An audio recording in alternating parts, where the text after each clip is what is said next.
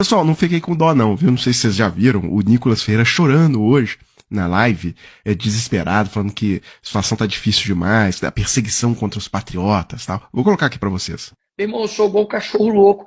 Eu vou pra cima, eu vou mobilizar, sabe? Eu tenho hora que eu não consigo dormir, às vezes, por pensar e falar assim, meu Deus, dê estratégia pra gente, dê uma diretriz, dê discernimento, porque é uma luta muito difícil. Adriles, eles têm tudo. A gente não tem nada hoje. Pessoal, é o seguinte, vocês que veem aí o Nicolas agora com essa carinha chorosa, vamos só relembrar algumas coisas. Eu afirmo com toda a certeza que nesse momento, nós estamos 2 de março de 2024, não teria mais ninguém aqui, tá? Não existiria mais Desmascarando. O regime do Bolsonaro, a ditadura, nesse momento o Brasil seria uma ditadura fechada, e a ditadura do Bolsonaro já teria fechado todas essas páginas, tá? Via perseguição judicial, desmonetização, proibição mesmo daquele IP, daquele canal de funcionar no Brasil, prisão, tudo isso, processos penais. Bem, mas por que eu tô dizendo isso? Então vamos relembrar algumas coisas do governo Bolsonaro. Eu gosto de lembrar alguns episódios isolados, só para ilustrar o que eu tô dizendo, mas isso não é nem o mais importante, tá? Assim, era um governo, por exemplo, que um professor de Palmas colocou lá um outdoor, Bolsonaro não vale um pequi, ruído. Bolsonaro mandou a Polícia Federal atrás desse cara. Esse cara respondeu ao inquérito, esse cara teve que depor na Polícia Federal, teve que contratar advogado, esse cara correu o risco de ser preso, porque era acusação contra a honra do presidente, segundo o ministro da Justiça na época. Tem um outro caso que eu gosto muito de relembrar, que eu acho que ilustra bem o que foi esse período, porque teve muito mais coisa que isso, mas eu tenho pouco tempo aqui no vídeo, né, então Bolsonaro gostava de ficar ali na Dutra, papagaiando ali, acenando pros carros, pra fazer vídeo e mostrar nas redes sociais que ele é popular, né. E aí passou a mulher e xingou, né, falou, olha, seu filho da... E aí, ele mandou prender a mulher, mandou a Polícia Federal parar o carro e prenderam a mulher. Então, esse era o nosso presidente, tá? Pra vocês não esquecerem. Porque é o seguinte, aí aparece o Nicolas com essa carinha de bunda, né? E ele conta que as pessoas esqueçam o que aconteceu. E o normal é que as pessoas esqueçam mesmo. O tempo vai passando e tal. Bem, mas agora eu vou falar o que é mais grave, o que é mais estrutural. O Bolsonaro destruiu todas as instituições de controle, ele destruiu todos os freios e contrapesos da sociedade.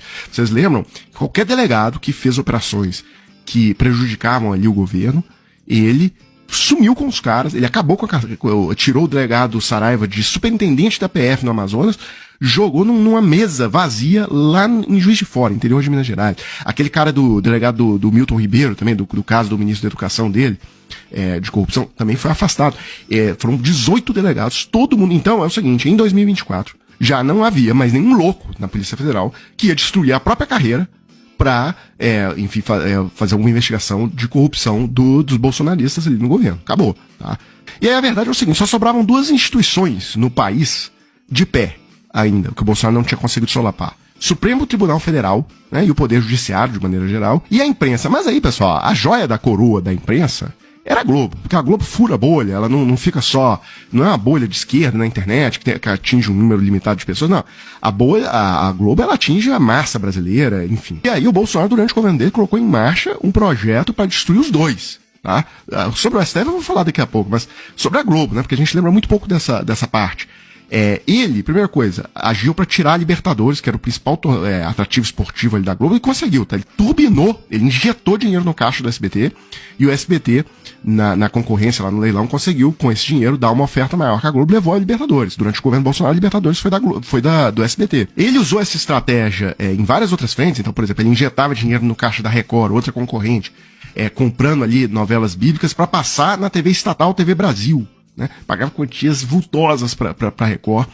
E, além disso, ele não distribuía a verba de publicidade de acordo com o share, né? Ele pagava para o SBT e para a Record, que eram aliados dele, e para a Rede TV, valores muito acima do que era a proporção de audiência que esses canais tinham. Bem, aí o único produto relevante que a Globo ainda tinha no catálogo esportivo era o Campeonato Brasileiro, e o Bolsonaro foi atrás disso também.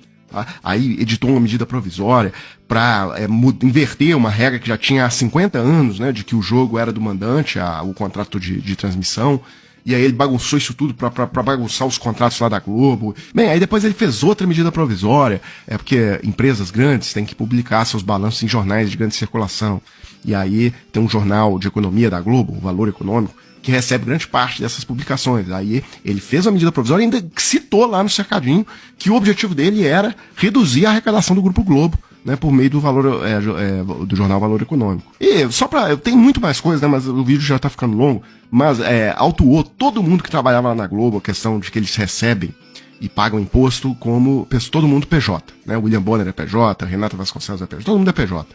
E ele mandou a Receita Federal cadetar todo mundo lá e tributar como se fosse pessoa física, que o imposto é maior.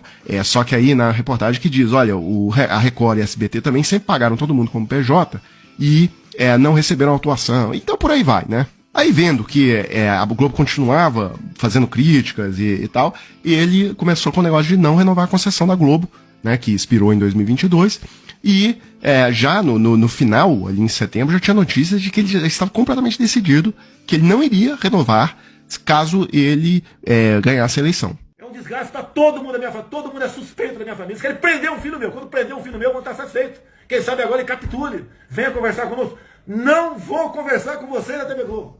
Temos uma conversa em 2022. Eu tenho que estar morto até lá. Que o processo da renovação da concessão tem que estar enxuto, tem que estar legal. Não vai ter jeitinho para vocês, nem para ninguém. Essa é a preocupação de vocês. Continue fazendo essa patifaria contra o presidente Jair Bolsonaro e sua família. Continua, TV Globo.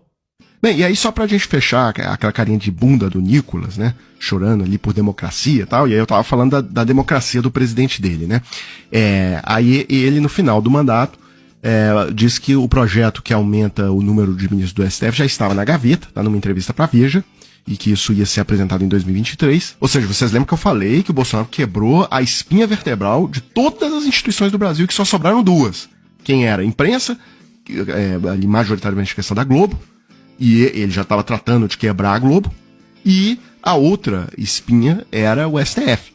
Tá? E aí ele também já tinha planos ali de como que ele ia liquidar o Poder Judiciário também, e aí ele ia controlar tudo. Então qual que era a estratégia que já estava declarada? Tá? Era aumentar o número de ministros da Suprema Corte, porque ao invés de 2 indicações, ele ia fazer 6 de uma vez, e aí os ministros dele iam diluir os ministros antigos, e ele ia passar a ter domínio do plenário do STF. E eu me lembro, Hamilton Mourão, no dia seguinte da eleição, ele já eleito senador, ele falando sobre isso, que na maior naturalidade, porque esse projeto aí era do Chaves, né, do Hugo Chávez lá na Venezuela, é um dos principais projetos que transformaram a Venezuela numa ditadura, né, é uma das primeiras coisas que o Netanyahu tentou fazer isso lá em Israel agora, é uma das primeiras coisas que os ditadores fazem é mudar a Suprema Corte. O presidente Bolsonaro deu uma entrevista à revista Veja, em que ele fala da PEC que foi apresentada no Congresso, que pode alterar o número de cadeiras no Supremo, e aí, se o presidente for reeleito, ele teria mais indicados, para além dos 2 que ele pode indicar. Então, isso é visto com muita cautela, uma tentativa de controlar o Supremo Tribunal Federal. O senhor falou no restabelecimento da harmonia entre os poderes. Queria que o senhor fosse um pouco mais específico sobre o que o senhor quer dizer com isso, se o senhor aprova ou apoiaria, na verdade, essa PEC como senador eleito, uma vez que ela passa a tramitar. Olha, o que eu deixo muito claro e vejo hoje é que a nossa Suprema Corte tem invadido contumazmente aquilo que são atribuições do Poder Executivo, do Poder Legislativo, e algumas vezes rasgando aquilo que é o devido processo legal. Então eu acho que isso tem uma discussão que tem que ser conduzida dentro, né, do Congresso Nacional. Pessoal, e aí eu só queria fechar o vídeo com isso. Isso aqui vai abalar o país, tá? A CNN obteve com fontes da Polícia Federal que aquele depoimento do Freire Gomes ontem foi até 2 horas da manhã. Ele entrou lá 4 horas da tarde, pessoal. Isso significa, nós estamos falando aí de 8, 10 horas de depoimento. Eu nunca vi um negócio desse na minha vida. Tá? De longe, é mais importante que o depoimento do Mauro Cid. Né? Apesar que o depoimento do Mauro Cid foi importante para chegar nesse ponto aqui, fundamental. Né? Mas, e ele confirmou que participou da reunião do golpe. Então, olha, o mundo vem abaixo aí. O Nicolas pode chorar mesmo, tá? Porque a casa vai cair, tá bom? Pessoal, então é isso. Eu fecho esse vídeo agora, coloco aí na tela a chave Pix do Desmascarando. Se vocês gostam do trabalho, quiserem contribuir com alguma coisa, tá aí. E a gente volta amanhã com mais vídeos para a página.